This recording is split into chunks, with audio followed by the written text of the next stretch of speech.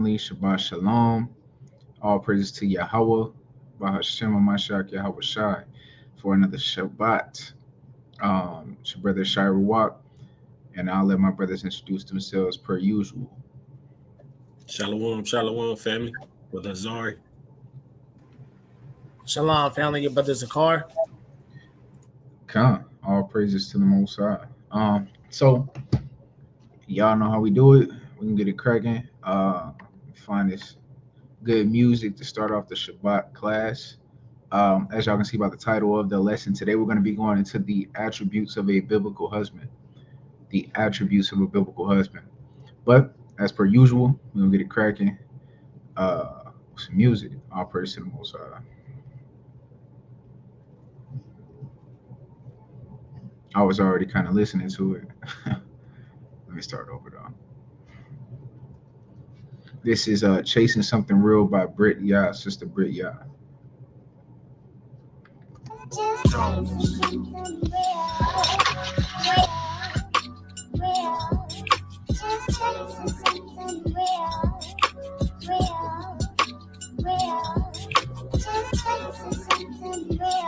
just trying to find it. I'm just trying to find it. I'm just trying to find the truth. I'm just trying to find it. I'm just trying to find it. Yeah. All this wisdom, all this knowledge comes straight from the word. Every book I read is a depiction of Proverbs. What am I missing? Is there something that I haven't heard? The same book that was in my hands when I was just a girl is still sticking like the Velcro on my shoes. My understanding of love was misconstrued by family feuds. There's something burning in me on this journey of my seeking truth. No, I was different from my peers, even in my state of youth. In the hall, they said I couldn't drink the wine or eat the bread. It's only for the 144. I was confused, I was misled. Searching out evil in this world was like a rabbit hole. Too much seeking, then I found it knocking at my door. 3 numbers popped up, enemy wanted to have my soul. I knew the only way to grab the truth was getting it from the source. His word is clear and set me free. Thankful to Abba for this choice. Told him I'm giving up this music. He turned around and gave me a voice. I'm just trying to find it. I'm just trying to find it. I'm just trying to find the truth. I'm just trying to find it. I'm just trying to find it. I'm just trying to find the truth. I'm just trying to find it. I'm just trying to find it. Oh, I think I found the truth. I'm just trying to find it. Oh, I think I found it. I know I found the truth. Enemy came to collect Yahusha broke the chains off my neck. No longer a slave to wages of death. He paid the price, gave me a new life. Now put a knife to my throat. When I'm at the king's table, the world ain't able to give me the things this book quotes. Straight from the Father, original author, and in his name I do boast. Would you hop in front of a bullet for a stranger that hates you? No. Would you show love even if you had knowledge they would betray you? If you knew they deny you, would you still keep them afloat? Real love, yeah, I'm talking real love. Yeah, I'm searching for some real love. That's what Messiah showed me. Yeah. That's what Messiah showed me. Real love, yeah, I'm talking real love. Real. I'm searching for some real love. That's what Messiah showed me. Yeah. Yeah. That's what my Abba showed me.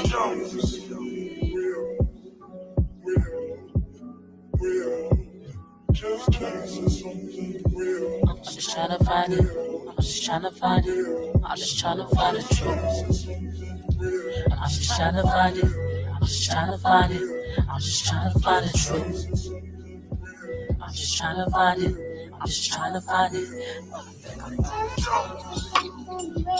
I know I found it. I know I found it. I know I found the truth. Yeah, I know I found it. I know I found it. I know I found the truth. I know I found it. I know I found it. I know I found the truth. I know I found it. I know I found it. I know I found the truth.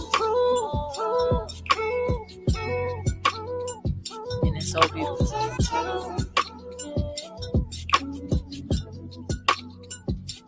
I know I found the truth.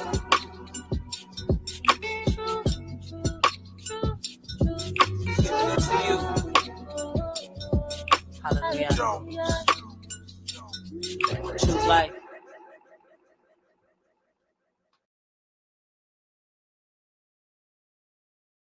All praise to the Most High. All praises to the Most High. Um, hey, that song is. I love that song. That whole album. I don't know if Azar, have you heard the album? Do you listen to Bria? Yeah, Con.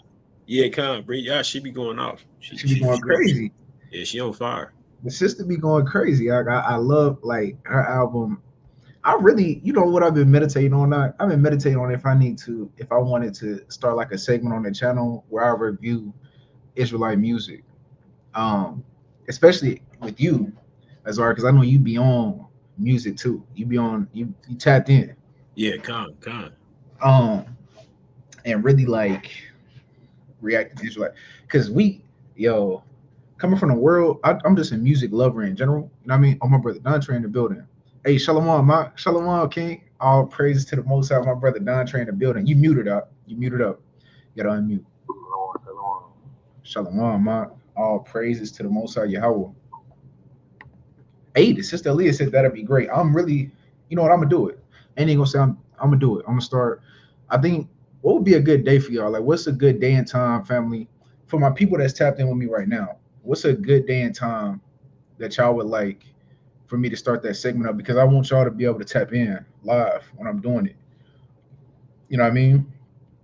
Because I want to be interactive when I'm reacting to the music, and I want my brothers on two Sundays. Okay, I like that. Azar, you don't work on Sunday, do you? Nah, Con, I'm off. Okay, yeah, me too. Normally I'm off on Sunday. Sometimes I work on Sunday, uh, but we can work out of time though, because I know Yeah, most of Israel they be off on the weekends. You know what I mean? right. Um, but that's something I want to do because the family they've been loving us playing the music beforehand. All right, this light starting to blind me a little bit. I'm starting to see stars. I'm in a hotel right now, so uh I'm not in my natural habitat. Sound good. Okay. All praises to the Most High. Hebrew daughter, she with it too. So Sunday, okay? Come. Uh we're gonna do it on Sunday. That's what we'll do. We're gonna start up this Hebrew Israelite music reactions. It's still gonna be on the Hebrew Ethics channel on my channel right here. We'll just implement that on the channel because I know y'all like the music. The music is tough. The sister Brit, y'all. Hold on, let me see y'all. And y'all notice I've been playing music from the sisters the last 2 weeks. Sisters be going crazy. Y'all. I ain't gonna hold you. Man, the sisters been putting on. They put on for the most high, Sisters, man. yo, they be going hard in the paint. So Brit, y'all, she got 3 albums. Before we get started, I want to play one more song. God. Oh Lord, bear with me, Israel. Let me play one more song for y'all. From Brit, yeah. She just tough. The sister is tough. And then we're gonna get into the lesson, I promise. We're gonna get into the lesson. But the sister is tough. Oh, she just dropped a whole nother album. I gotta listen before I actually, you know what I'm gonna do? What we gonna do tomorrow, Zari? We're gonna do a live review of Brit Yah's new album. That's what we're gonna do. Con, let's do it. Let's do We're it. gonna do that. We're gonna do a live blind reaction. I'm not gonna listen to it. I see it right here on Apple Music. I'm not gonna listen to it. We're gonna do a live reaction to it. That's what we'll do. We'll Con. do a live reaction to the album because she's tough. Sister Leah said I'm on vacay. I am not on vacay. I am on work K. I'm on work K. My job is paying for me to be out of town right now to work. Um, which is all praise to the Most High. All praise to the Most High Yahweh. All praise to the Most High Yahweh. So all praises. Hebrew daughter says she's gonna be there. All praises. All right. So let me play one more song, and then we're gonna get to it. I gotta play my brother Anaviel, my good brother Anaviel the servant, because he got a song that's so tough. Let me play this, and then we're gonna get into the lesson, family. Let me just get y'all going a little bit more, and then with the music, and then we're gonna get into the lesson because this lesson is important. Very, very, very important. All right, here we go.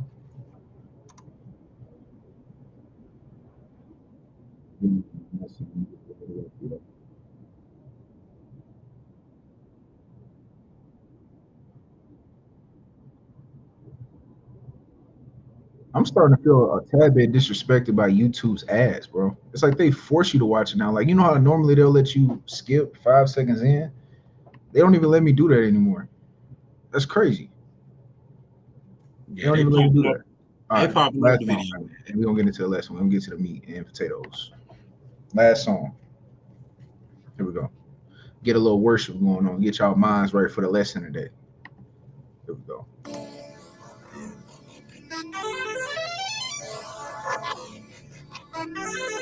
We close, we close, we close it in. We close it in.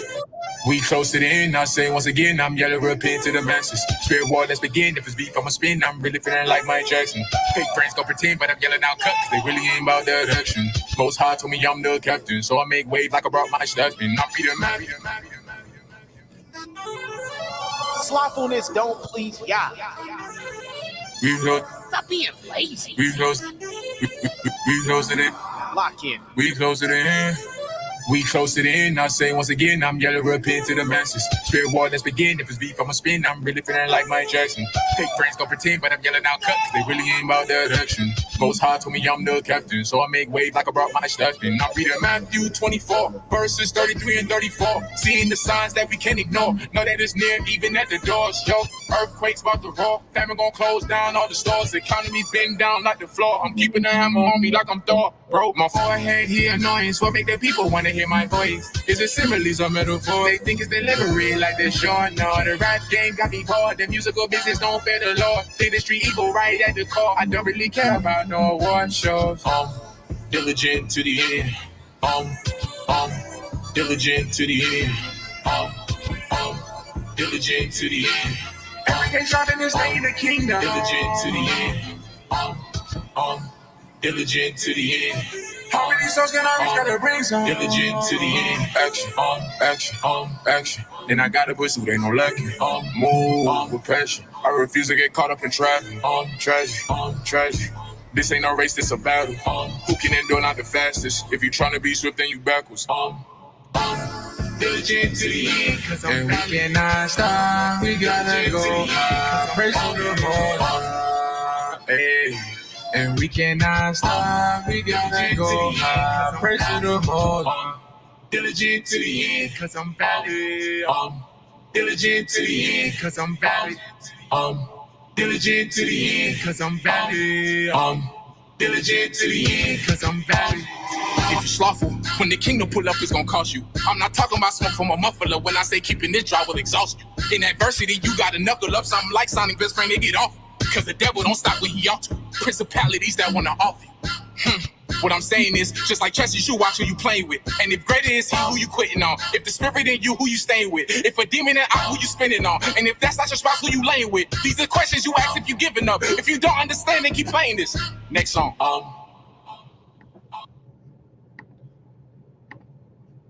Calm. All praise to the Most High. Song so tough.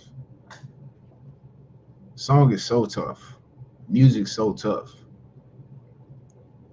Calm but holy. Holy and righteous. And that's what we're going to talk about today, fam. We're going to talk about what a righteous man is supposed to look like. That's what we're going to talk about today. Is what a righteous man is supposed to look like. Right?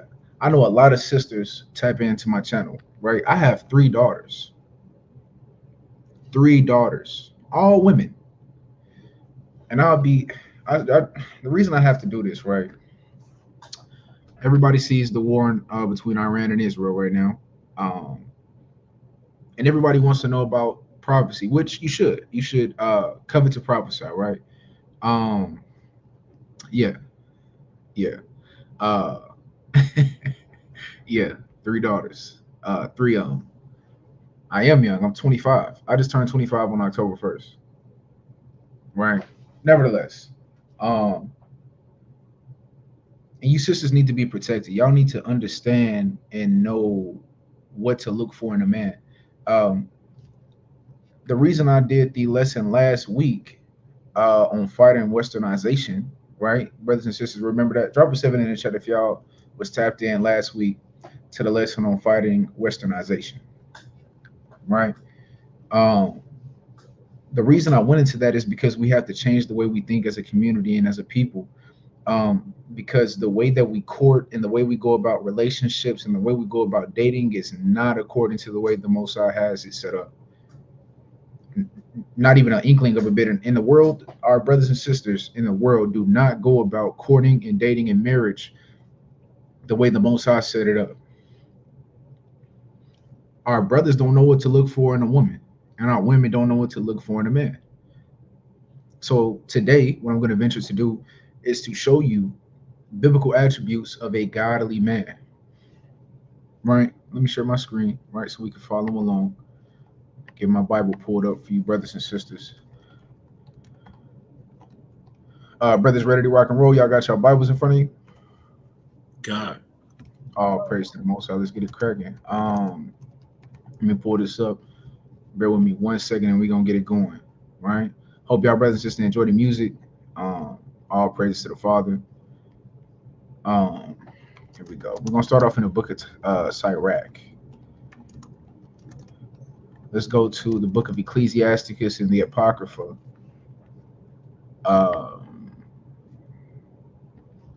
Salakia.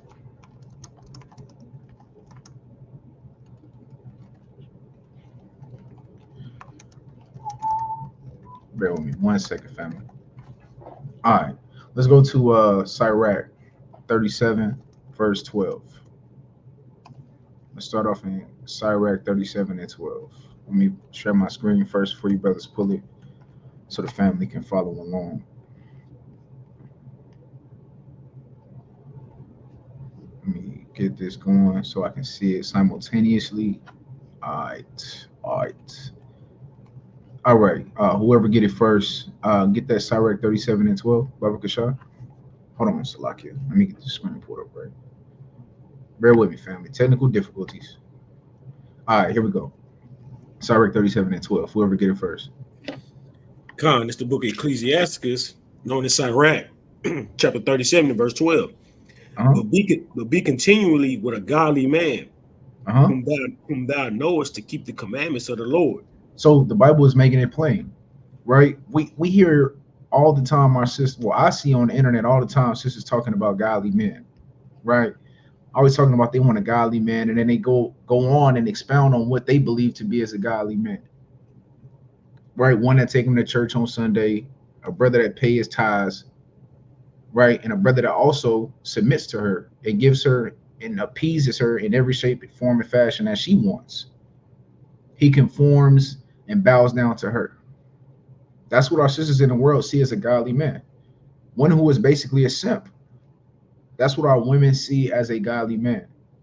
But what you find out is when you come into this knowledge, right, the truth, what we heard earlier, the sister Briah, she's chasing something real. She was trying to find the truth, and she found the truth, right, which is keeping the laws, statutes, and commandments of God and faith in his son, Hamashiach Yahushua. You understand? Sister Hebrew daughter said, not at all. This is why we need this lesson. Our people are not even ready for the Most High to come back. Our people are not ready for the Most High to send his son back to judge the earth. We still got brothers in the community who are dealing with domestic violence amongst their partners in this community. How does that work? You come into the truth and you got men still beating on their women, putting physical hands, punching their women, and women punching their men.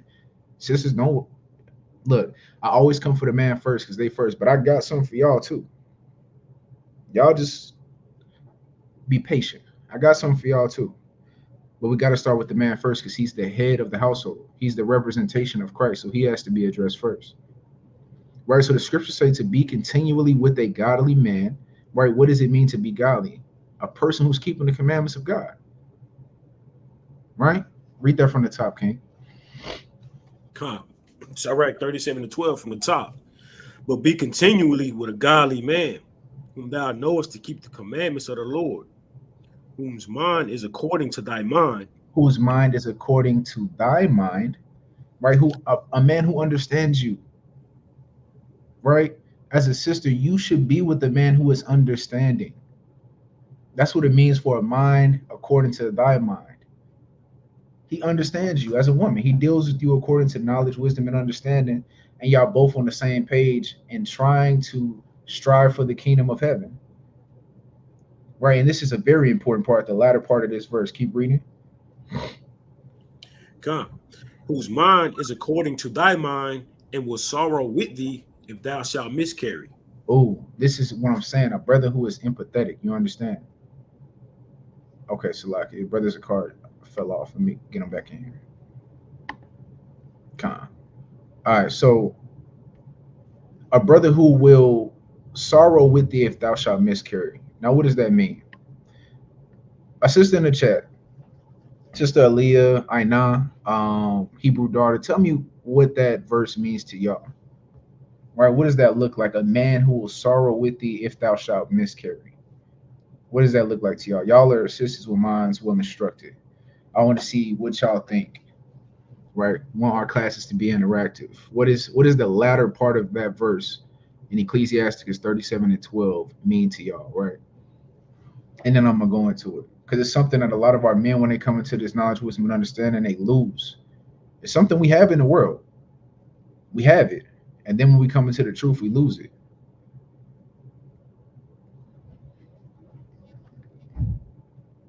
A man who will sorrow with thee if thou shalt miscarry. I'm gonna give y'all a second because I know y'all probably typing up an essay right now. All praise to the Most High. Hey, Zakar, you back on, King? Khan, Tawada. Khan, all praises. Bingo. A brother that supports you emotionally and physically when you lose your child or when you're going through it.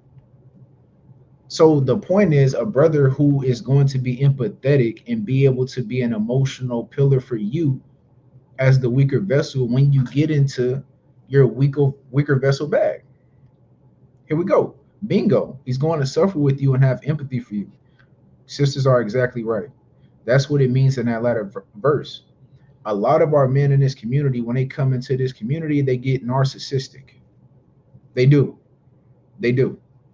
Brothers lose all empathy for their woman. Let's get the definition of narcissistic real quick.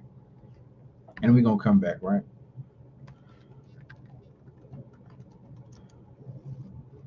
Narcissistic meaning. Here we go. Boom. And this is what we're going to get into today, right? Later on in the lesson. So y'all just bear with me, right? Narcissistic. Having an excessive or erotic interest in oneself and one's physical appearance. This is what I want right here. Self-absorbed. Self-centered. Egotistical. Overweening. Right, but this is really what I like right here. This term right here. Self-absorbed. Right? Preoccupied with one's own feelings, interests, or situation. Oh, hold on. I don't think I put up on that page, Shalakia. Here we go. Self-absorbed meaning.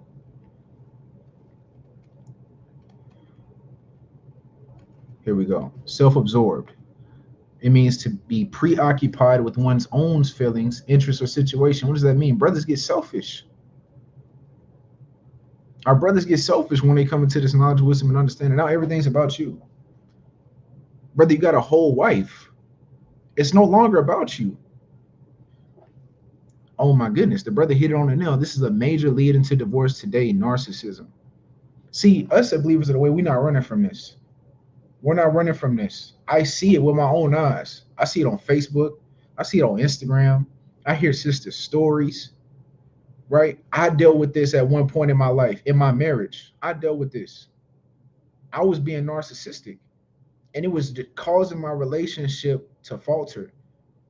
I'm so self-absorbed with what a Shire got going on, what a Shire is trying to do. I'm disregarding my wife's feelings. I'm disregarding my wife. I'm disregarding her needs. She's still a person.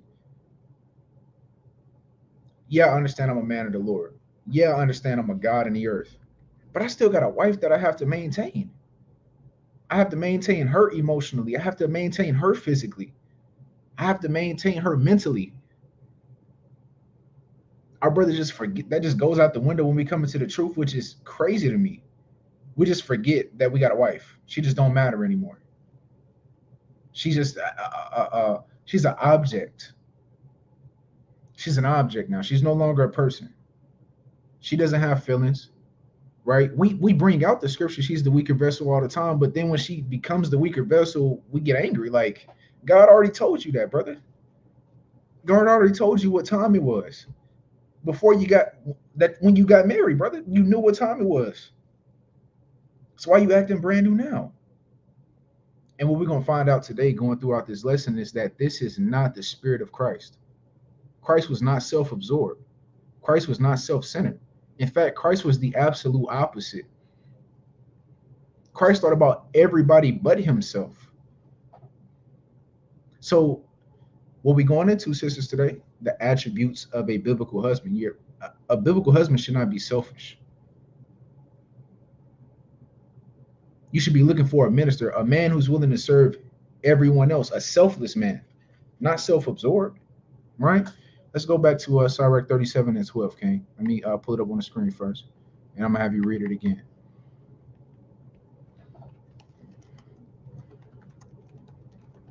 And this is something that us as brothers, we got to work on in ourselves. Like I said, I'm not excluding myself. I was narcissistic at one time in my life. Lord have mercy. All these tabs. Okay, here we go. Bear with me 1 second, family. I got it pulled up on one tab. I forget I'm not sharing my whole screen. All right. Let's go back to Sirach 37 and 12. All right, let's read that again from the top, King. Sirach 37 and 12. Come, the book of Sirach, chapter 37 and verse 12. Be continually with a godly man whom thou knowest to keep the commandments of the Lord. So this is one attribute. The man, sister, the man that you should be looking for, the man that you choose to begin to court, right, and hopefully marry, is a man who keeps the commandments of God. Right? Read on. Come, whose mind is according to thy mind. Another attribute. He should be understanding. You should be looking for an understanding man. Read on. Come, and will sorrow with thee if thou shalt miscarry. And a man who will sorrow with you if you miscarry. A brother who can maintain you emotionally and spiritually. You understand? A man who can support you emotionally, mentally, and spiritually. This is a man that you should be looking for. This is a man who has attributes of God. Right? All right. Let's transition, right? So, like, I got a precept on that. Bring it out, King. I don't know if y'all want to jump the gun. If you have it, Sirach 25 and 1. No, actually, yeah, let me pull it up on the screen now for the family. Sorry, 24. Give me 1 second so the family can track with us. Right, everybody gonna have their scripts in front of them, so we're gonna be merciful. Right, all right, bring it out, King. Sorry, 25. Khan, this is Sirach chapter 25 from the top. In 3 things I was beautified and stood up beautiful both before God and men: the unity of brethren, the love of neighbors, and a man and wife that agree together. That's a powerful scripture, right? So again, y'all should be on one accord. That's what we're about to go into right now. That's a great scripture for us to transition into what we're about to go into as far as the biblical attributes of a biblical man. A biblical husband should have these attributes, right? Sister, y'all should be taking notes. Yeah, all the sisters that's on this platform today, all praise to the Most High Yahweh Bashim Mashak Yahushua. Y'all should be writing these things down, precepts and the attributes we breaking down. So one, right? Let's backtrack real quick. I want to slow this down, right? Because this is an issue in our community. Our marriages should be flourishing in Israel, and they're doing the exact opposite. They're failing miserably, right? Azari, give me Sirach 37 and 12 again, and we're gonna break it down slow. The book of Sirach, chapter 37 and 12. But be continually with a godly man, whom thou knowest to keep the commandments of the Lord. First biblical attribute, that brother should be striving and doing his damnedest to be keeping the commandments of God to the absolute best of his ability. The absolute best of his ability. That's attribute 1. Read on. God, whose mind is according to thy mind. A brother who is understanding, who understands you as a woman and as an individual, right? Because every sister is different. Every sister has different needs, right? Every sister is not high maintenance. Every sister ain't low maintenance, Some sisters are moderate. Some sisters don't like to talk. Some sisters are loud. Some sisters are silly. Some are reserved. So a man who understands you as an individual. Attribute number 2. Read on. Come. And who will sorrow with thee if thou shalt miscarry. And a brother who is understanding. A brother who can understand you and support you emotionally and mentally and spiritually when you're at your lowest. That's what it means to miscarry. Miscarriage is one of the lowest points in a woman's life. When they lose a child against their own will. So a man should be able to maintain you and support you, right? Be that backbone for you when you're weak.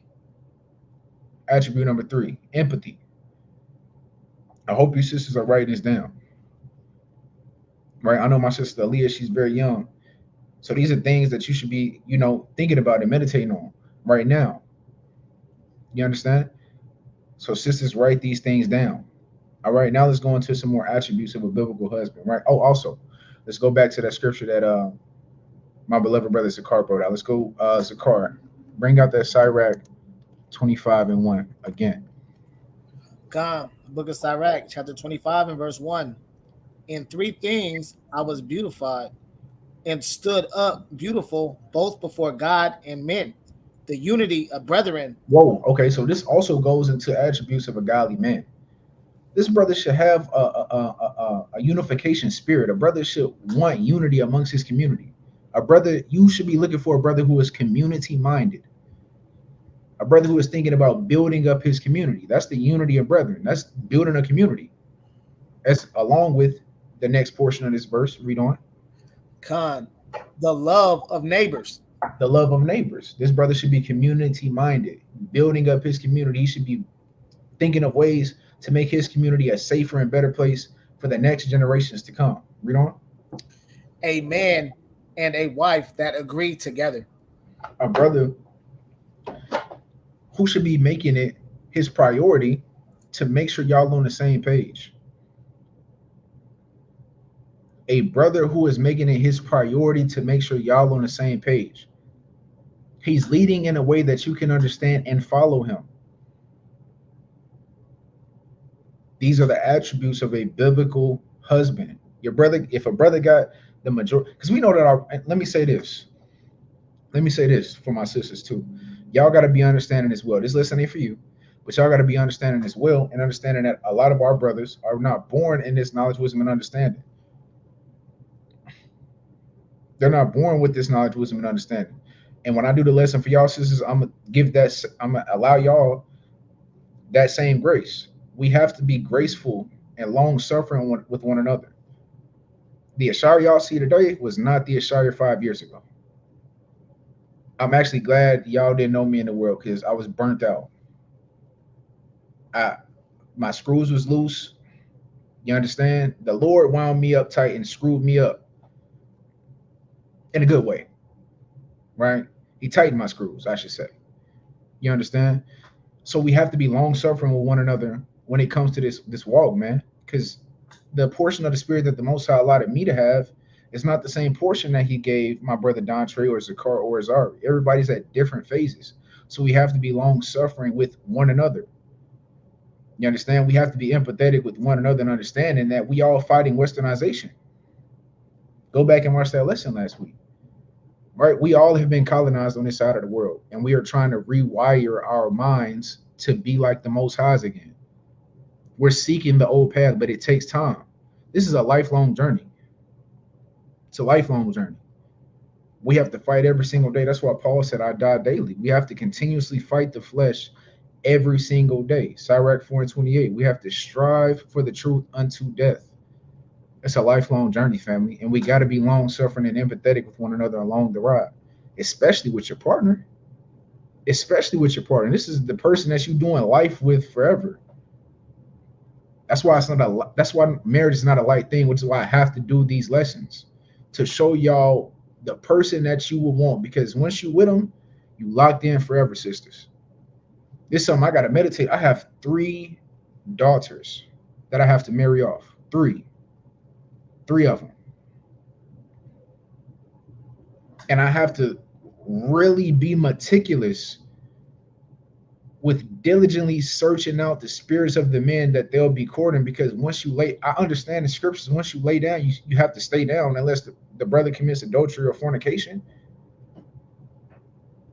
Christ said it's only two reasons you get divorced, or the brother just leave. You understand what I'm saying? So you down for life. So it's important that you find a man with these attributes so that you can have a great quality of life. Because contrary to popular belief, people make it seem like Israelites are a cult and we're misogynistic and we hate women. On the contrary, we love our women. We want our women to have a great, not a good, but a great quality of life. Y'all are daughters of Zion. Y'all are daughters of we view y'all like daughters of the Most High God, like y'all are children of the Most High God as well. Y'all are the children of the Most High. So we want y'all to have a great quality of life. So we want y'all to have a great husband. But at first, y'all first got to understand what that looks like. That's first and foremost. You got to understand what that looks like. All right, so now let's go to Genesis 1:26. Let's get to it, right? Let's get to it. Let's go to Genesis 1:26 and pull it up on the screen. I'm over here multitasking. Like I told you, like I was telling y'all, brothers, I got to find some software. Brothers be looking up some software to where I can stream and look and toggle this like this tab while being able to see the chat at the same time. That makes sense. Your brothers can do that for me, so I'm not jumping back and forth between tabs. But bring this out, whoever get it first. Genesis 1:26. That's the book of Genesis, chapter 1, verse 26. Uh-huh. And God said, let us make man in our image, after our likeness, and let them have dominion over the fish of the sea, and over the fowl of the air, and over the cattle, and over all the earth, and over every creeping thing that creepeth upon the earth. Oh, so this is a word I want to hone in on. Dominion. Right? God gave us dominion over everything on the earth. So, brothers, I'm gonna ask y'all, brothers, what word comes to mind when you think of dominion? What does that word sound like? Dominion. Control. Good. Power. Good. What else? It's a what'd you say, brother? Is that you, Dontre? You sound very far. You got to bring the camera a little bit closer when you speak. Baba Kasha. Domination is the word I'm looking for. Your man has to dominate his life. So let's unpack that, right? Let's slow down. Let's unpack that. A lot of sisters, they say they want a dominant man, right? A lot of our sisters say, I want a dominant man. I want a man who dominates. I want a conqueror, right? A warrior. So what does that look like, sisters? What does it look like to have a man who carries himself with dominion, domination? Right, let's do this. Let's get the definition of dominion, right? Let's do this. And I know my beloved Sister E, she just came in. Sister E, actually, I'm in Atlanta. Let me say that. Princess E, I'm in Atlanta right now. I'm here. I'm in Midtown. Right? But nevertheless, dominion, right? The definition of dominion is sovereignty or control, supremacy, domination, dominance. You understand? These are all authority. So, sisters, you should also be striving for a man who walks in the authority that the Most High has given him. A man who dominates his life. So what does that look like? Does that look like a brother who sleeps in until 1:00 p.m. in the afternoon, then gets up? He may make him a bowl of Cheerios or Cinnamon Toast Crunch. He don't really work. You know, he worked part-time at Walmart, and you know, he goes to work. He's a cashier. He's not really looking to do anything better for himself. He doesn't really have any drive. Is that what a man of dominion looks like? No, it's not. A man who walks in dominion, that brother's getting up at 6, 7 o'clock in the morning. Whatever he do, he wake up early, he may stretch, do his morning devotional, read his scriptures, right? He may go work out before he hit the plantation. Then he go to the plantation, get off the plantation, right, to provide for his family, come back to you, right? Make sure you good, make sure you talk to him.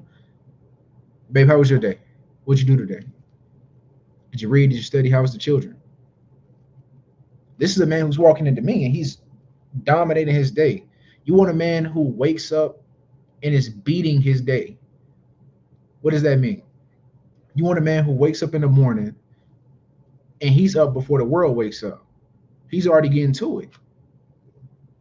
You still sleeping in the comfort of your king size bed with plush pillows and a plush comforter. That brother up doing 300 push-ups before he even starts his day, before he brushes his teeth. He roll out the bed, go stretch, hit 300 push-ups before he even get it cracking.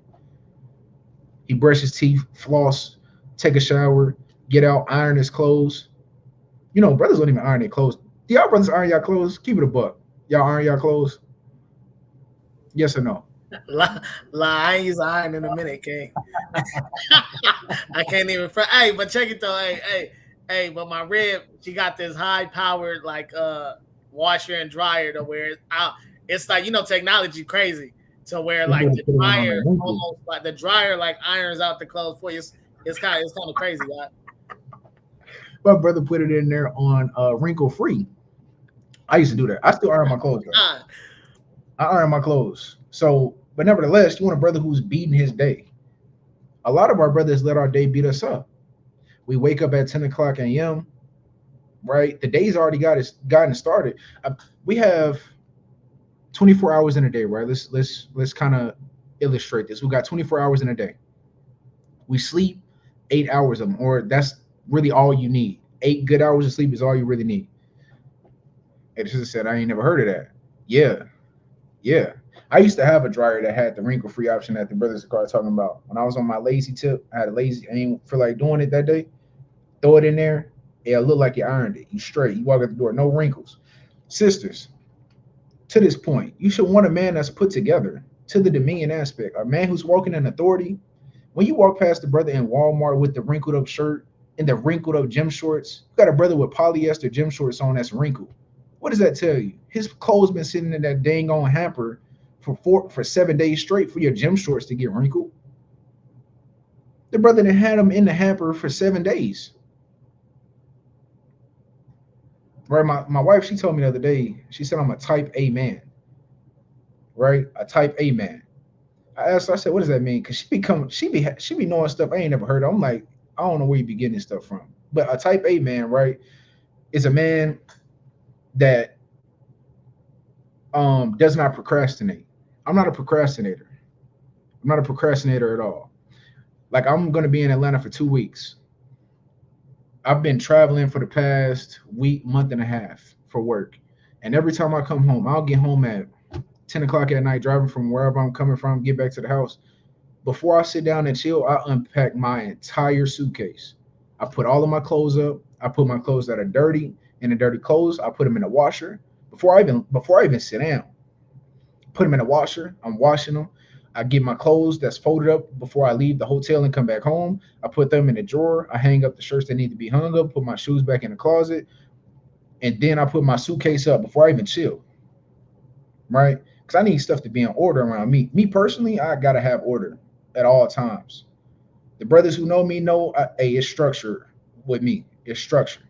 Stuff got to be done. Like, I need it at this time. I need you to do this for me. Great communication, and I need it done. Just the type of man that you want, a man that's not going to procrastinate on life. Because what does procrastination do? Imagine you married, right? You got a man that's a procrastinator, and y'all got a bill coming up on the 1st. Y'all got rent due on the 1st, or the mortgage due on the 1st. And the brother wait till the 2nd to pay it. Now you got an eviction or the 6th. He wait till he got, you know how some people give you a 5-day grace period or a 3-day grace period to pay it, and y'all on the 4th day of the grace period that ran out, and now he's scrambling trying to get the money together because he didn't procrastinated to pay the bill. Now y'all about to be evicted or kicked out of your home or lose your home. So you want a man who's walking in authority and setting up himself to conquer his day. Right? You want a conqueror, somebody who's conquering his day. And this is something that all myself and brothers can work on, is really conquering your day. And it takes discipline to do this. You got to be a disciplined individual. Right? Now let's go back to Genesis 1 and 26. Let's go to Genesis 1 and 26. Let me pull it up real quick.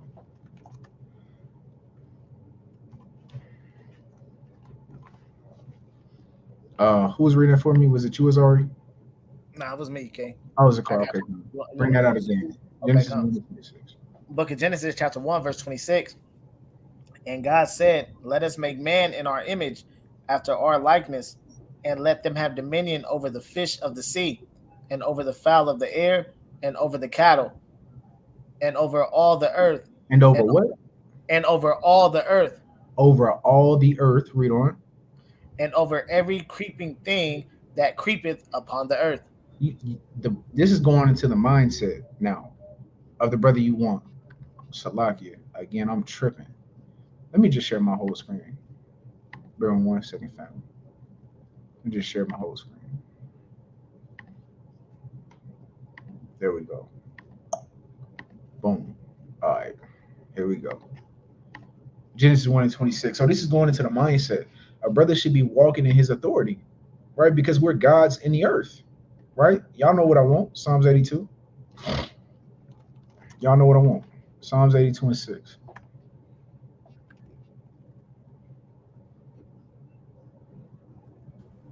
This is the book of Psalms, chapter 82 and verse 6. I have said, ye are gods, and all of you are children of the Most High. So you have to have a brother who's walking in his power as a ruler and a judge in the earth. These are things that he should be applying to himself and his life, right? I'm a test. I can just talk about myself, right? When I came into the truth, it changed the entire way I thought and perceived life, right? When I started reading these scriptures and saw that the Most High gave me dominion over everything in the earth, the way I was approaching life changed. The way I approach my life.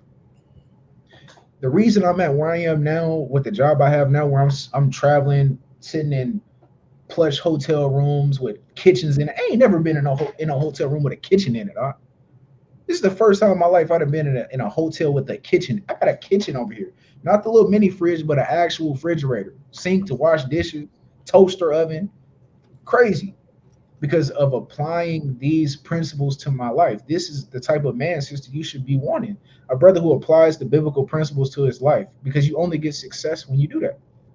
Right? Let's go to Proverbs 23 and 7. It's one of my favorite scriptures in the whole Bible. Can I get a precept on that year of gods? That's something. Yeah. It's the book of John, chapter 10, verse 34. Hold on, let me get it on the screen first. Oh yeah, so they can read along. All right, bring it up. This book of John, chapter 10 and verse 34. Yahushua answered them, is it not written in your law, I said, ye are gods? Yahushua is also confirming that as well. See that? Yahushua, because Yahushua is the one who said that. You see where it says, I said ye are gods? Christ said that. Christ was the one that was giving that to David. Nevertheless, so you should have a man who's walking in the way he carries himself is like a God in the earth. Not narcissistically, right? Not overly self-absorbed with himself, but a brother who just walks as a God in earth, a brother who walks like the king that he is and can lead that way. Now let's go to Proverbs 23 and 7. Right? Like I said, it's one of my favorite scriptures in the whole Bible. It's the book of Proverbs, chapter 23 and verse 7. For as he thinketh in his heart, so is he. So this is going into your mind, right? You know, in the world they call manifestation, right? Everybody want to manifest stuff, and this is a biblical principle. Your mind is probably the most powerful thing in your body. It can shape your reality. As a man thinketh, so is he. If your man knows and believes that he is a conqueror, he is going to conquer life. He's going to get what he wants. when he's really walking as a godly man that has dominion over the earth that was given to him from the Heavenly Father and the Elohim, he's going to conquer life. Y'all are going to have a successful life because he's walking in the commandments of God and the authority that God gave him, the power that God gave him to rule and conquer this world. Right? Now let's go to Proverbs 18 and 21 as well, to the same point. And these are principles that he should be applying to his life. You should see the fruit of these principles being applied in his life. Khan, it's the book of Proverbs, chapter 18, verse 21. Uh-huh. Death and life are in the power of the tongue, and they that love it shall eat the fruit thereof. Ooh. I remember growing up hearing this scripture all the time, right? Even changing the way that we say things, like you know how when a brother make a joke and you be like, man, you kill, or when somebody do something that's frustrating, you be like, man, you're killing me. The classic of the Sandlot.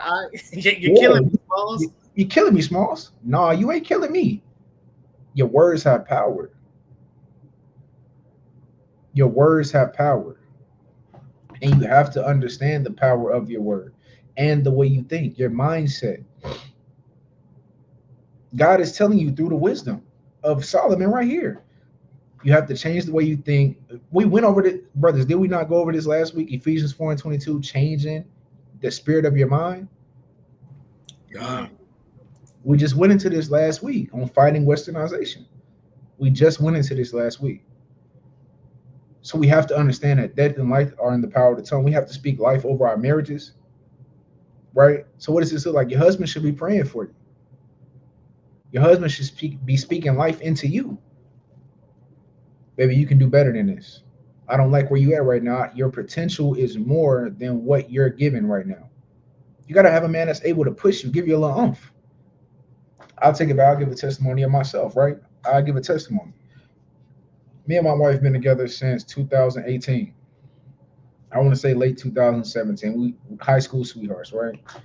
2018, she was working at Zaxby's. I was working at where was I working? I think I was working at Home Depot. But nevertheless, she was making like $8 an hour, something like that. No, let me fast forward. This 2020. 2020. I was at Blue Cross Blue Shield working at the time. She was still at Zaxby's, right? We had gotten pregnant with my first daughter. And I was like, babe, you tripping. Like, you still working at this dead-end job. We got to get better. Like, do you need me to help you with your resume? Do you want me to help you build a resume? I can put it in this certain function, and I can build your resume. I can embellish a little bit for you so you can get a better job. So you got to have a husband who's willing to put in and work with you to make you better. Y'all make each other better. And I'm going to get on your sisters next week, right? Nevertheless, it's about men right now. You should have a man who's able to push you. You should be able to look up to your man, and not in a way like you a kid, but look up to him like, man, he's a great man and he makes me want to be better. If you look at your man and you like, man, this dude is a bum, he's not the guy for you, sis. He's not the guy. If you look at this guy and you be like, you have to hit one of these, like you get the stank face. When you look at him, abort mission. Abort mission.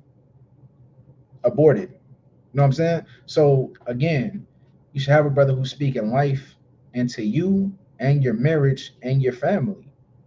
A brother who's praying the Most High to cultivate your relationship with one another. That he brings y'all closer and more on one accord with one another. When somebody looks at you, they should see your husband. They should see Christ. Because that's ultimately what we're going to get there. Where I'm trying not to jump the gun. But your husband should look like Christ. What we see in the scriptures about men, that should look like Christ. That should look like the HaMashiach. Right? Now let's go to Ecclesiastes 7 and verse 28. I'm going to get it in the NLT though. Actually, no. Don't go to Ecclesiastes 7 and 28. Let's go to Genesis 3. Let's go to Genesis 3 and verse 16, right? Genesis 3 and 16. And we're going to read to verse 19. Let me see if I can change it up though real quick. Hold on, let me see real quick. All praises. Let me share screen differently. Bear with me 1 second, bubble shot. 1 second. All right, boom. Here we go. Okay. Read that when you got it, King. Con, it's the book of Genesis, chapter 3 and verse 16. And to the woman he said, I will greatly multiply thy sorrows and thy conception. In sorrow thou shalt bring forth children, and thy desire shall be to thy husband, and he shall rule over thee. Right, so your husband is going to be the ruler of the household. And all of the sisters, right, and some sisters who may come across this video, you got to understand that your husband is the ruler. He's the master of the house, the leader, right? So this is why it's so important for you to have a great leader, right? Which is why we're going through these precepts and showing you the attributes of a great leader, right? Read on, verse 17. Come, verse 17. And unto Adam he said, because thou hast hearkened unto the voice of thy wife, and hast eaten of the tree of which I commanded thee, saying, thou shalt not eat of it. Cursed is the ground for thy sake. In sorrow shalt thou eat of it all the days of thy life. Now, let's pause. Let's kind of pull back just a little bit, right? So one of the reasons that we got cursed is because Adam listened to his wife, right? His wife brought a wicked doctrine before him, because we know that what the fruit was. If y'all haven't seen our Genesis 3 lesson on the main channel, I'm gonna do it on this channel again, just for the family who frequents my channel. But nevertheless, the fruit that they ate from the tree of the knowledge of good and evil was the fruit of lies. Right, we read that in the book of Hosea. So she brought an evil doctrine, right, to Adam, and he accepted it. And through that caused the whole world to be subjugated to death. So you have to have a man who is able to take in what you've given him, sister, right? But also understand that he is supposed to be Yahushua embodied. So if it's something wicked or something adversarial to the scriptures, that man must be able to then speak up and say, hey, babe, we're not doing that. We're not doing that. I don't know where you got that from, but we're not doing that. This is the way that our family is going. This is the mission, and this is where we're going. This is the vision, right? I'm making it plain for you, right? The Lord said to write the vision and make it plain so that he who readeth may run, roughly paraphrasing. So you have to have a man who has vision and is able to see the long game. You got to have a man who's able to see the forest. He's able to see past the trees to see the forest. You have to have a man who's able to see the bigger picture. Because sometimes, sisters, y'all may have an idea, but it may be detrimental to the family. And some men may roll over just because he has no backbone and be like, you know what? Okay, babe, if you like it, I love it. No one is going to destroy the family. Maybe you may want to make a financial decision that may not be the best for the family at the time, right? Some of our family dynamics, right, is the man is the sole provider of the home. So men, you have to have some financial acumen. My brother's Shaquat, he has great financial acumen, right? You got to have a brother who has some financial literacy and know what to do with money, because sometimes it may sound good in our heads, but when it come out, it sounds crazy. So you have to have a man who has vision and is able to see the bigger picture and is able to tell you we're not doing that. A lot of our brothers now in today's society are so soft, they are scared to tell their women no. They scared to tell the woman, no, we're not doing that. That's not how our family is going. That's not the missions, and that's not the principles I want to teach my children. I don't want you around this person because of X, Y, and Z. I don't want my children around this person for X, Y, and Z. Our brothers don't even know how to stand up for their own family anymore. Our brothers don't have any testicular fortitude. They're not walking in that dominion and authority that God gave us. You see. Now let's go to, my brother Gadal.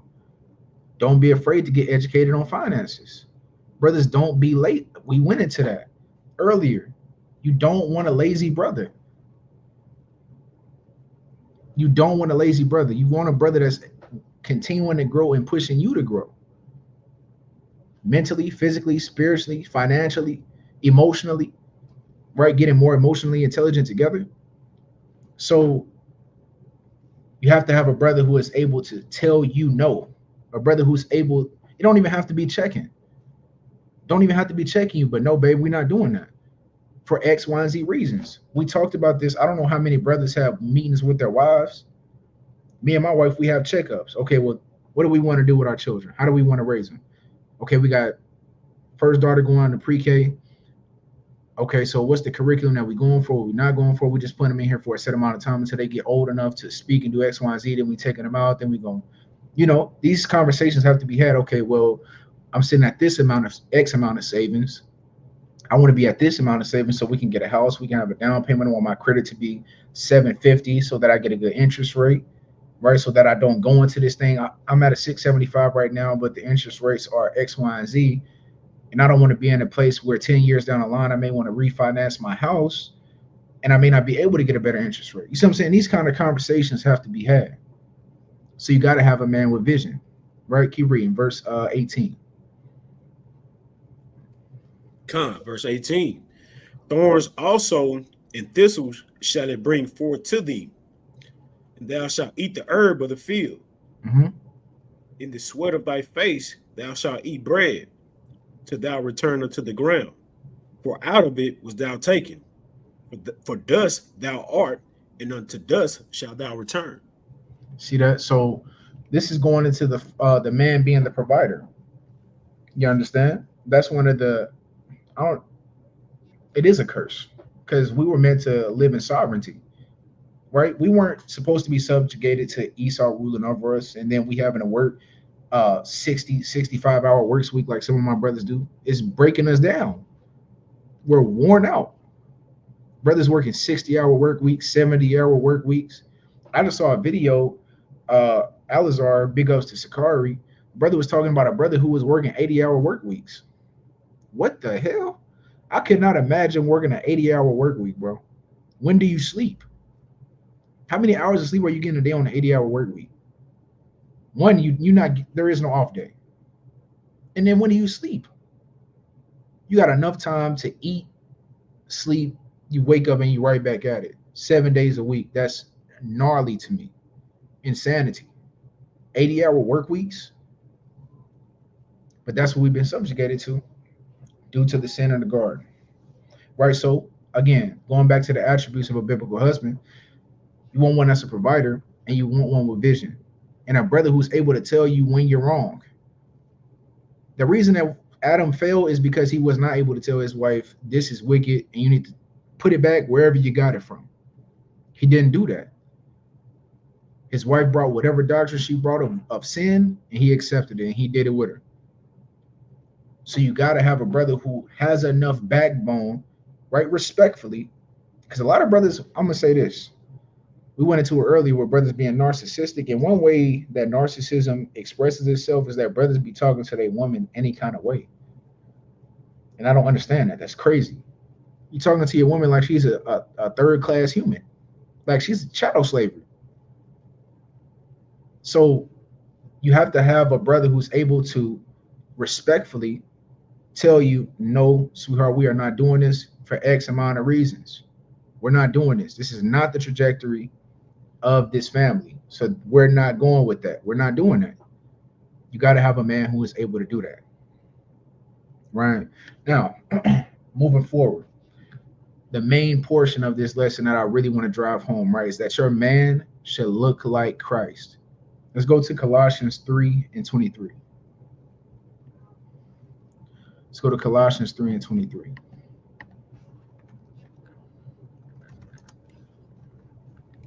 Did I spell Colossians wrong? Oh, no, I didn't.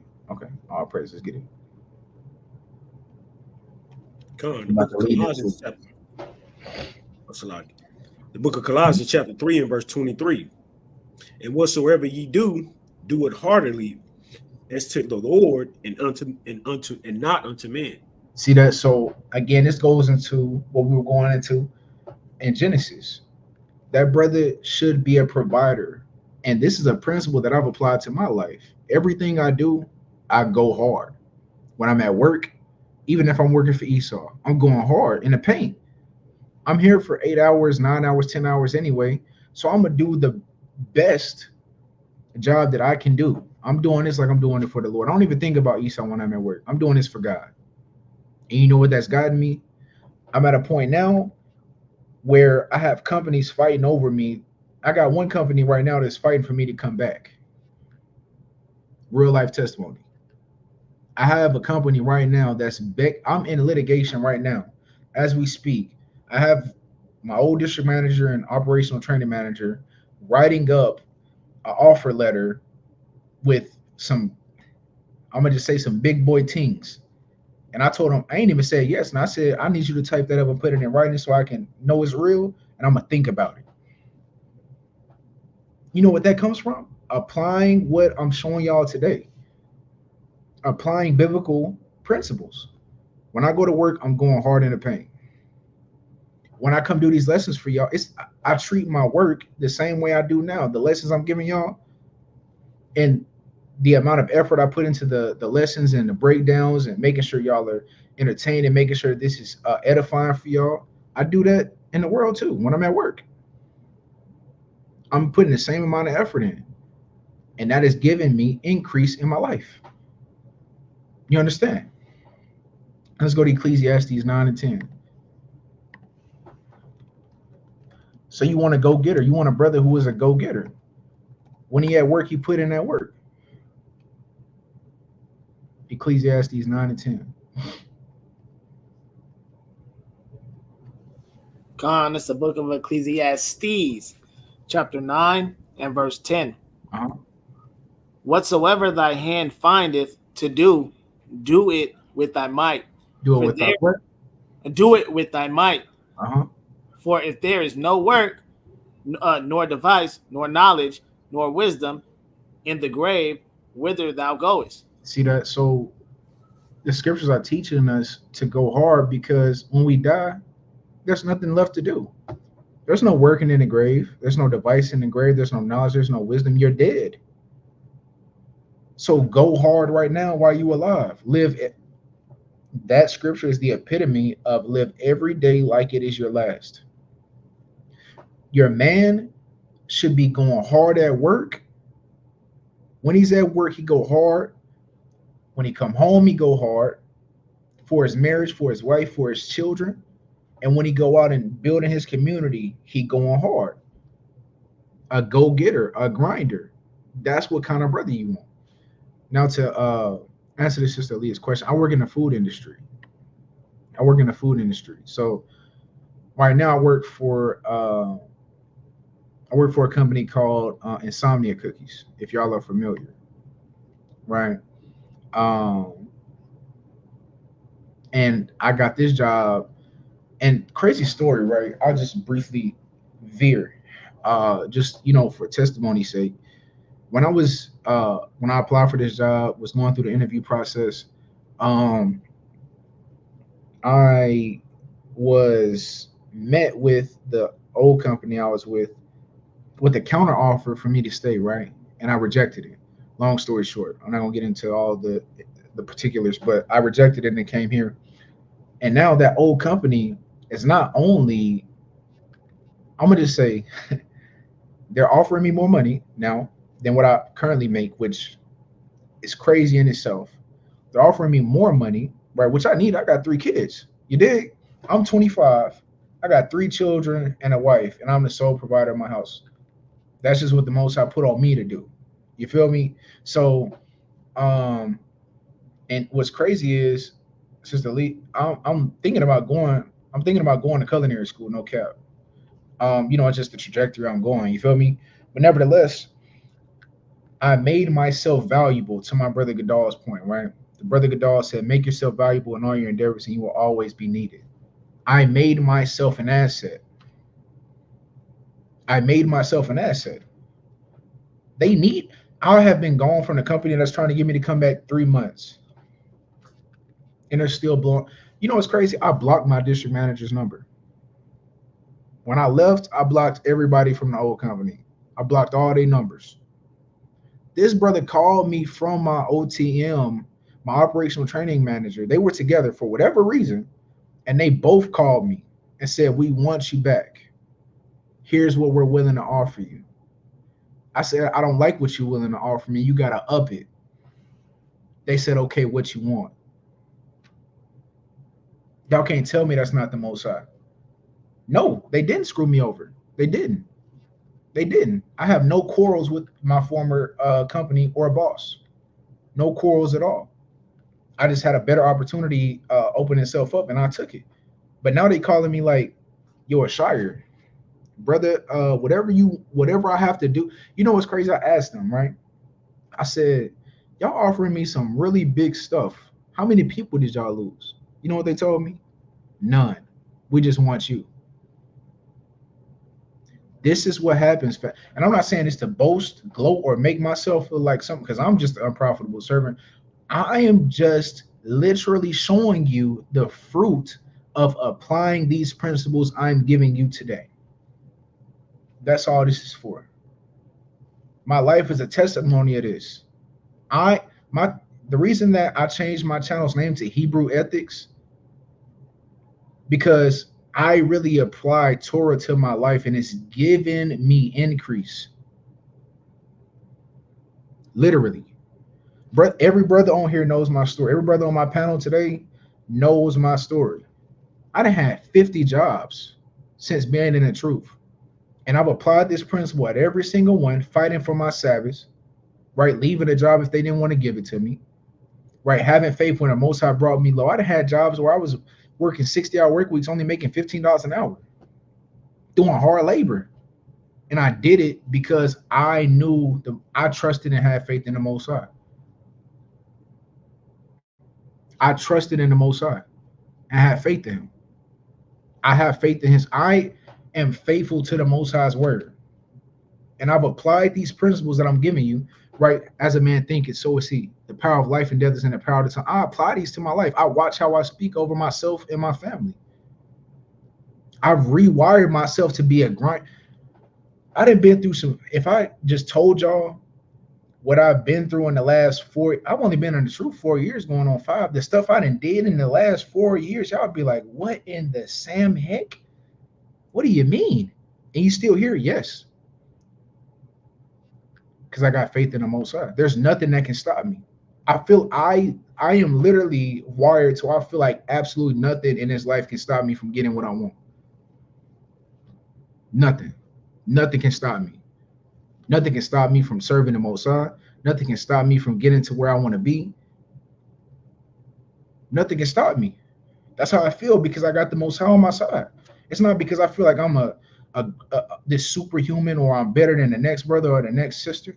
No, I just got faith in the Most High, and I really believe his word. I don't feel like nothing can stop me in this life. Nothing.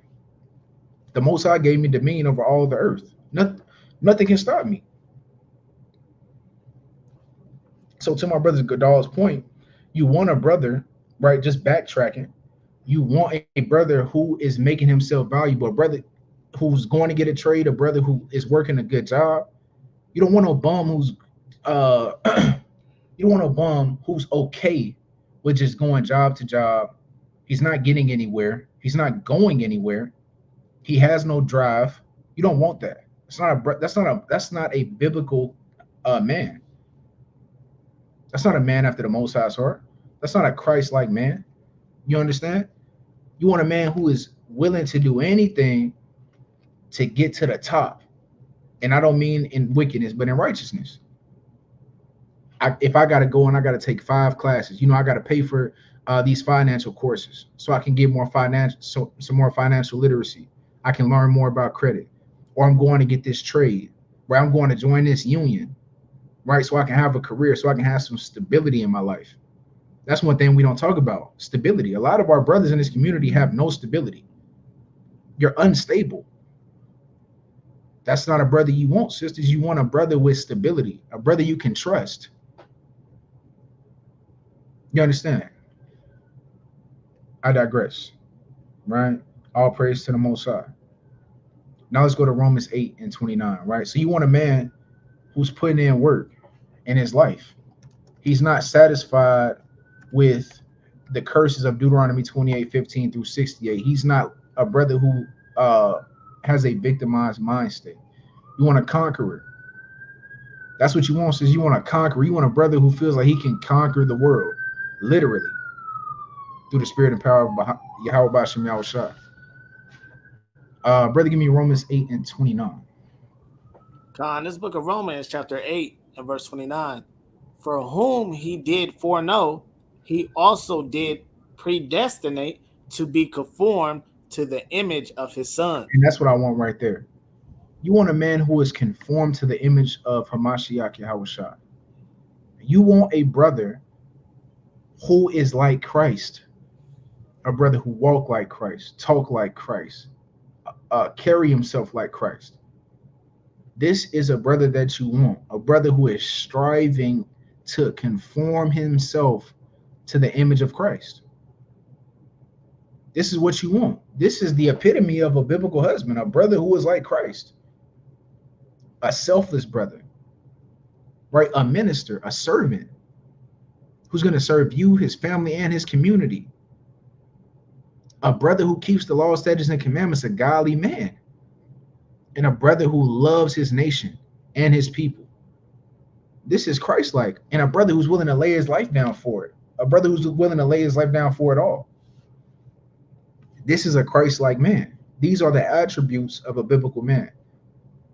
All right, let's go to 1 Corinthians 15 and 49. I know we got General Assembly in 15 minutes, family. So I'm gonna wrap it up. 1 Corinthians 15 and 49. Bring that out when you get it up. That's the book of 1 Corinthians, chapter 15 and verse 49. Mm-hmm. As we have borne the image of the earthly, we shall also bear the image of the heavenly. Salakia. Read on. Keep reading. Now, verse 50. Now this I say, brethren, that the flesh and blood cannot inherit the kingdom of God, neither doth corruption inherit incorruption. So again, you want a brother who's striving to be more spiritual, right? You don't want a brother who's vain, a narcissistic, self-absorbed brother. You want a spiritual brother whose mind is after yours and the Most High's. A godly man, a brother who is not carnally minded. You want a brother who's always thinking about the spiritual things of the scriptures, thinking about the kingdom. Maybe we lacking in this area in our marriage. Or if y'all core, I feel like you lack in this area and I'm lacking this area. Let's fast together. Let's pray together. Right? Let's do some biblical challenges together. Let's do a 30-day challenge where we read 10 chapters of the Bible a day. And then we check in at the end of the week, and then we go over what we've been reading, and then we go through the precepts. You want a spiritual man. Let's go to Galatians 5 and 22. To this point, you want a spiritual man. Galatians 5 and 22.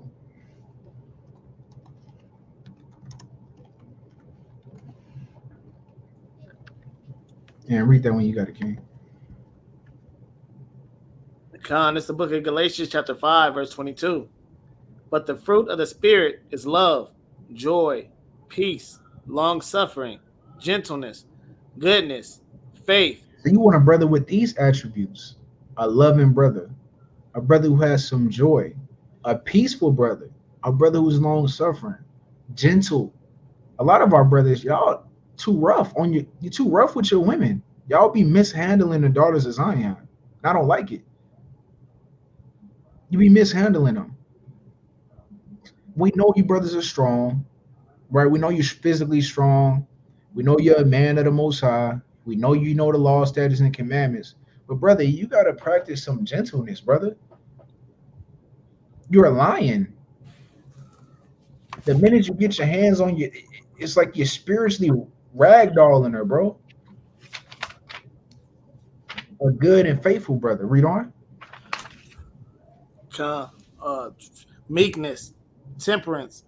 Against such there is no law. And that's the word I really want to hone in on, that temperance word right there. Let me get the definition of temperance. Sisters, this is really what it boils down to right here. When it comes to finding a good man, is a brother who's temperate. I want this second definition right here. Let me zoom in. Select it. Right, here we go. The quality of moderation or self-restraint. A brother who has self-discipline and self-control. Sister, if you find a brother who got self-control and self-discipline, you hit the lottery. You've hit the spiritual lottery. If you find a brother who truly has self-discipline and self-control, you've hit the lottery. That's the lotto. A brother who can control himself. Lottery hit. A lot of our brothers, they know the scriptures very well and are very intimate with the scriptures, but they have no self-control nor self-discipline. They don't have any temperance at all. This is why they can't handle you. Because y'all gonna have questions. Y'all are gonna have emotions, right, that are gonna flare up because that's what y'all do. You're a woman. And there's nothing wrong. That's how God wired you. As a man, you have to have enough self-control to understand, okay, my wife is having an episode. She's getting in her womanly bag right now. She's feeling a certain way. He has to be able to identify and solve the issue. This is what it means to dwell with your woman according to knowledge, right? Let's go to Ephesians 4:25. I'm going to get these last few precepts, and then we're going to close out.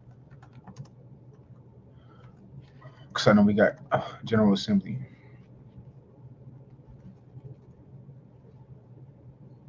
Is that what I wanted? Salaki, hold on. No, 1 Corinthians 13 and 11. Salaki. 1 Corinthians 13 and 11. Khan, this book of 1 Corinthians, chapter 13, verse 11. Hold on 1 second. Salaki. Let me just change the screen I'm sharing. Salaki. All right, go ahead, King. Khan, the book of 1 Corinthians, chapter 13, and verse 11. When I was a child, I spake as a child. I understood as a child. I thought as a child. But when I became a man, I put away childish things. Right, and I might just do a part 2 to this because I don't want to rush the lesson. But sisters, you don't want a childish man. What does childishness look like? A brother who can't control his emotions, right? He's emotionally unintelligent. He can't control himself. He's what's the word I'm looking for? When a brother when he does things without thinking, of impulsive brothers who do things off impulse. They don't think before they do things. There's no thought involved. A brother that's a crash out, a crash dummy. He's just doing things. You catch him one day, y'all supposed to be saving up $10,000. The brother then spent $5,000 on Balenciaga shoes. Or y'all have a disagreement on something, and the brother, like the sister said, throws a goddamn tantrum. Like he's 3 years old. The brother gets to throw in a tantrum. He's stomping off. He breathing all extra hard, slamming doors in the house. He childish. What are you doing, bro? You supposed to be the man and the leader of the house, but you acting like my 4-year-old little brother. What's up with you? So you don't want a childish brother. A brother who cannot control himself, who doesn't have any self-discipline or self-control. Y'all can't have a conversation without the brother getting triggered. A brother who's always triggered about something. Just an overly trigger-happy brother. Everything you say to him is triggering him. He can't have a conversation. He can't deal with controversy or conflict, I should say. A brother who can't deal with conflict. Everything is about him. He's narcissistic. Everything's about me. That's not a brother you want. You want a brother who is a grown man in his mind and the way that he carries himself. Compassionate, like Christ. You understand? So let's move on, right? I only got a few more precepts, so I'm doing good, right? Let's go to Titus. I only got a couple more precepts anyway. Let's go to Titus chapter 2. Let's go to Titus chapter 2. And let's start at verse 6.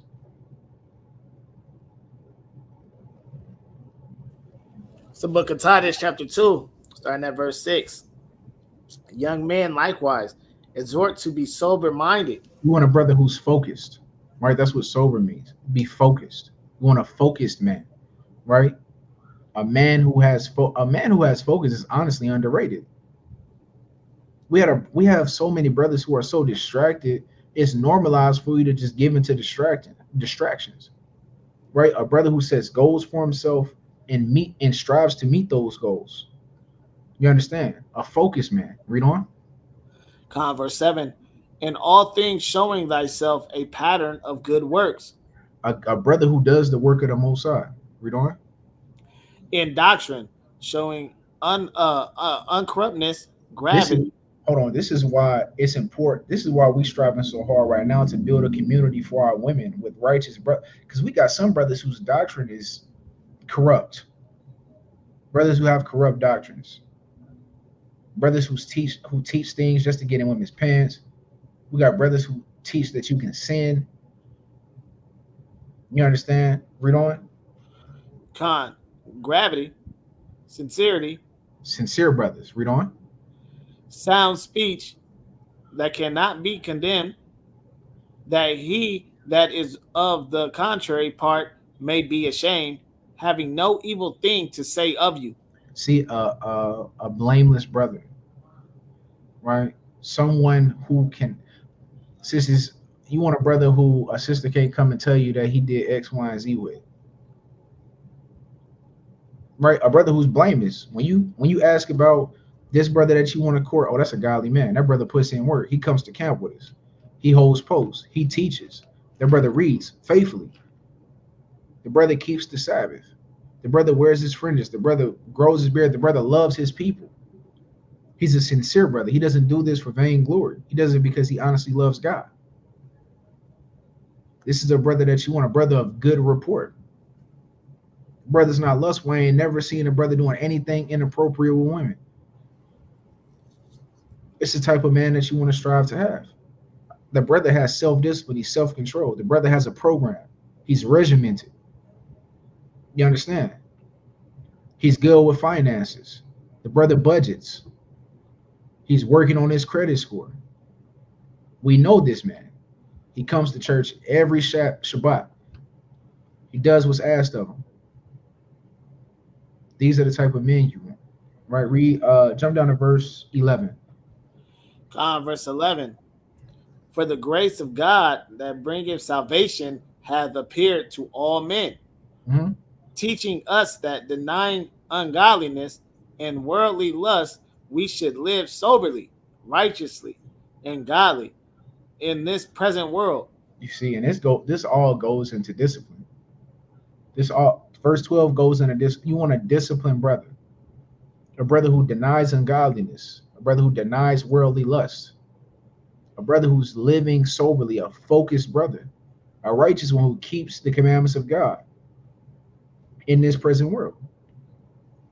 You understand? And with that, family, hey, we got General Assembly coming up. I want to say all praise to the Most High. Yahweh, in the name of His Son, Hamashiach Yahushua. Again, the water to everybody who tapped in today. I hope y'all have a wonderful rest of your Shabbat. If y'all would bow, y'all know we got General Assembly here in a minute. Brothers, have any closing comments y'all want to give? Just Shalom, family, and in dirt. Yeah, God, Shalom, family. All praise to the Most High. With that, I say Shabbat Shalom, family. See y'all next week. All praise to the Most High. Shout out my elders working, trying to get together, making sure we do it better, free us from this wider pressure. My people catching cases, double life he facing.